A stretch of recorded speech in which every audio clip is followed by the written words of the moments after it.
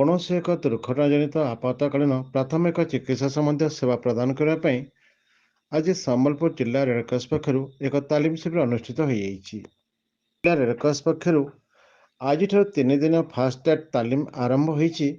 ସ୍ଥାନୀୟ ଦଳିପଡ଼ା କଲ୍ୟାଣ ମଣ୍ଡପଠାରେ ଆରମ୍ଭ ହୋଇଥିବା ତାଲିମରେ ଜିଲ୍ଲା ରେଡକ୍ରସର ନବୀନ ଓ ପ୍ରବୀଣ ସାମାଜିକ ଦାୟିତ୍ୱ ବହନ କରୁଥିବା ରେଡକ୍ରସର ଆଜୀବନ ସଦସ୍ୟମାନେ ତାଲିମ ଗ୍ରହଣ କରୁଛନ୍ତି। ଏଥିରେ ସୁମନ୍ତ ଦ୍ୱିବେଦୀ ଓ ଲୀଳାପୂର୍ଣ୍ଣ ତୀର୍ଥ ସ୍ୱାଇଁ ତାଲିମ ପ୍ରଦାନ କରୁଛନ୍ତି। ଆରମ୍ଭରେ ରେଡକ୍ରସ ସମ୍ପାଦକ ଜୟ ଜର୍ଜ ତାଲିମର ଉଦ୍ଦେଶ୍ୟ ଓ ଲକ୍ଷ୍ୟ ସମ୍ପର୍କରେ କହିଥିଲେ। ଏହା ଆଗାମୀ 21 ତାରିଖ ପର୍ଯ୍ୟନ୍ତ ଚାଲିବ।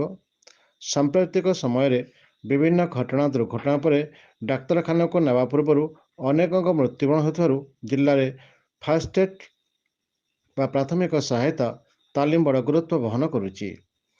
ଏହାକୁ ଜିଲ୍ଲା ରେଡକ୍ରସର କର୍ମକର୍ତ୍ତା ପରିଚାଳନା କରିଛନ୍ତି।